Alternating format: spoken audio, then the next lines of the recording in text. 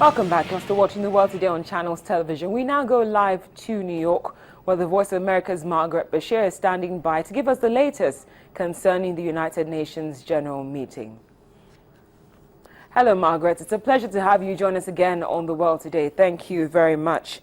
Now, earlier on, I spoke to you, and you told me that there was a session, the focus to basically Africa over the weekend. Could you just give us a brief summary of what was discussed, who said what, basically?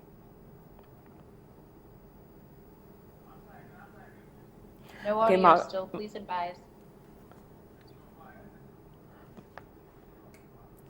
Margaret, we will try to reconnect with you. I believe we're having some issues with the audio. But for now, remember the South Sudanese woman, or the Sudanese woman who was sentenced to death for converting to Christianity and marrying an American Christian man.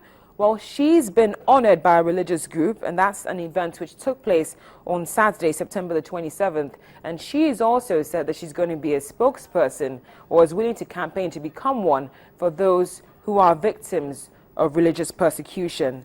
Now, the Family Research Council awarded Miriam Ibrahim its Cost of Discipleship Award at a dinner in Washington, D.C. Ibrahim married American citizen Daniel Wani, and the couple had a son together, but it wasn't until she was pregnant with their second child that she was arrested earlier this year and charged with adultery and apostasy. Back in May, a court sentenced her to death. However, international pressure prompted the Sudanese authorities to allow Ibrahim to immigrate to America with her husband as well as her children.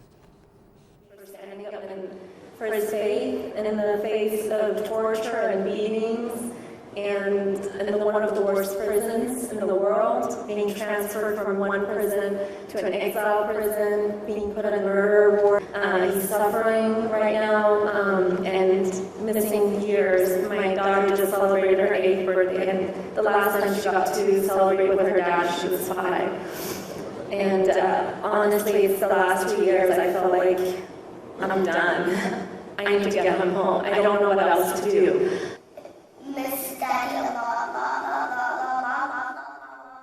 Well, we do apologize. There seems to be a mix-up there. That's another person, not the Sudanese woman that I was talking about. But now we go live again to New York, where the Voice of America's Margaret Bashir is standing by. Margaret, thank you for staying on the line. And I'm sure, and I hope you can hear me by now, I was asking or saying that you told me earlier on about the African session which took place this weekend. I just want you to give us a summary of what was discussed. Yeah, really three big conflicts in Africa sort of took center stage on Saturday here. We had a high-level meeting on Mali that the Secretary General organized. President Ibrahim Boubacar Keïta attended. The French foreign minister was there. We also heard from the Central African Republic president in the General Assembly and from Salva Kiir of South Sudan. So on Mali, Cynthia, the Secretary General said that the security situation still remains fragile, especially in the north of the country, and he urged that the political process really get underway, and this was to push for political momentum on that front. And President Ibrahim Boubacar Keïta said that there is willingness on the part of his government to talk to the rebels. As you know, the talks are underway in Algiers this week. So he said that there is political willingness on his government's behalf. And from Catherine Samba Panza of the Central African Republic, she told the General Assembly that she would like to see an arms embargo against her country reviewed. She said it's important because they need to build their security forces and their police. And so she's hoping that the international community will reconsider that. And from President Salva Kiir, he briefly touched on his country's recent problems. He said he blamed basically Riek Machar, his political rival, and he said that this is a political fight, not an ethnic one, and the Chinese actually spoke about it during their speech. And as you know, China is heavily invested in South Sudan's oil industry, and the Chinese foreign minister urged both sides to immediately agree a ceasefire and stick to it, and to resume talks. Well, today's session seems to be focusing on the Middle East. Has the Syrian foreign minister taken to the stage like we anticipated? Yes, we heard from the Syrian Foreign Minister Walid Muallim a short while ago. He spoke about terrorism.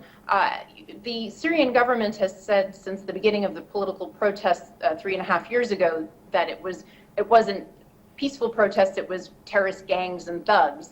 At the time, it wasn't, but now there's been an opening in that country because of the chaos for terrorist groups. And so he spoke of combating terrorism, and he said that Syria, the government in Syria, stands with any international effort aimed at fighting and combating terrorism. So it seemed that he was not objecting to the US-led airstrikes that are currently targeting Islamic State militants within Syria. So finally, Margaret, before I let you go, what do we reckon the Israeli Prime Minister will talk about when he takes to the stage a little bit later today? Actually, he just began speaking right before we started talking, and he began his remarks talking about terrorism, and he's basically trying to equate Hamas militants in Gaza who fire rockets at Israel with Islamic State, and he's saying all terrorism is global and their ideology is the same, and he said that Hamas is the same branch of the tree as the Islamic State. So he's focusing a lot on the fight against terror in his own country, and I expect he will be speaking, if he hasn't already, about the Iran nuclear talks, which Israel is very concerned. Well, we seem to be having trouble again with Margaret, but thankfully we were able to get a lot of information from her. Margaret, thank you so much for joining us again on The World Today. I've been speaking to Margaret Bashir from the Voice of America. She is the United Nations correspondent. Thank you very much. Well, speaking of the Middle East, power has changed hands in Afghanistan, where Ashraf Ghani has been sworn in as Afghanistan's new president, replacing Hamid Karzai in the country's first democratic transfer of power. The Kabul ceremony followed 6 months of deadlock amid a bitter dispute over electoral fraud and a recount of votes. Under a U.S. brokered unity deal, Mr. Ghani shares power with runner-up Abdullah, who becomes chief executive. Unfortunately, 2 bombs killed at least 15 people as Mr. Ghani was sworn in. The Taliban call the deal a U.S.-orchestrated sham. One blast near Kabul airport killed at least 7 people. A second attack in eastern Paktia province left another 8 dead, and the Taliban claims responsibility for both attacks. Well, rescue teams searching Japan's Mount Ontake for missing climbers suspended operations as the volcano continued to shoot gas, rocks and ash into the air. At least 36 people are believed to have died when there was an eruption from the volcano that was unexpected on Saturday. Hundreds of hikers were on the volcano when it erupted, and most walked down to safety, but others were trapped. Dozens of people were injured in the incident on the mountain, which is about 200 kilometers west of Tokyo. Now let's talk Spanish politics for a bit. Spain's government has asked the country's constitutional court to declare Catalonia's planned independence referendum illegal. Prime Minister Mariano Rajoy told reporters that the vote was not compatible with the Spanish constitution. The head of the northeastern Spanish region signed a decree on Saturday calling for a vote on the 9th of November. Hundreds of thousands of Catalans joined a protest in Barcelona recently calling for their right to vote. Unhappy at Spain's refusal to give Catalans more powers, protesters have been energized by Scotland's recent independence referendum, and many also waved the Scottish flag. Now, away from all the war and all the turmoil, we're going to take a look at the lighter side of life. An Ohio man who has raised $55,000 US on a crowdfunding website for his first attempt to make potato salad, and he threw a party some days ago in Columbus, Ohio. Based on what we understand, Zach Brown sought $10 on Kickstarter in July to buy a few potatoes, some mayonnaise and some spices after realizing he'd never actually made potato salad before. Now, to his surprise, the modest request gained attraction on the internet, and Zach Danger Brown raised a whopping $55,492. Now, on Saturday, Brown fulfilled his promise to throw Potato Stock 2014 in downtown Columbus, and the charity-minded affair used more than 3,000 pounds of potatoes to accomplish that. One day, just sort of out of the blue, but I think it's come to mean to me that like potato salad brought us all together, and I mean, look around, like we're enjoying a day of peace and love.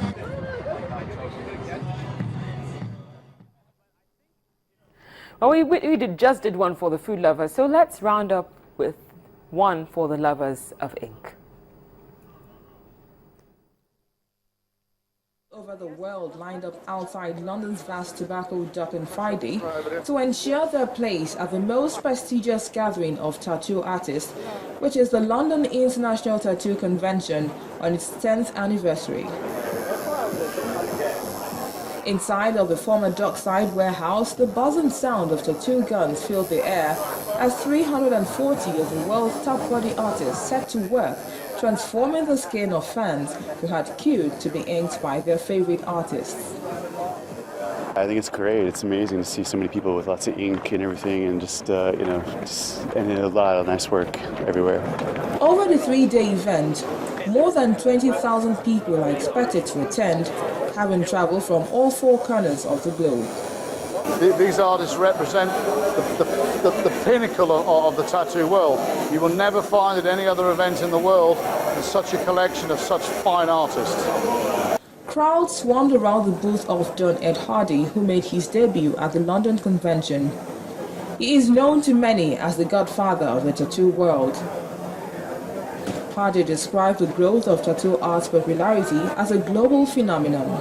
Overall, the increase in the sophistication and talent and basic mental ability of a tremendous amount of people in tattooing now is exponentially beyond what, when I started tattooing in 1967, there were about 500 tattooers in all of North America.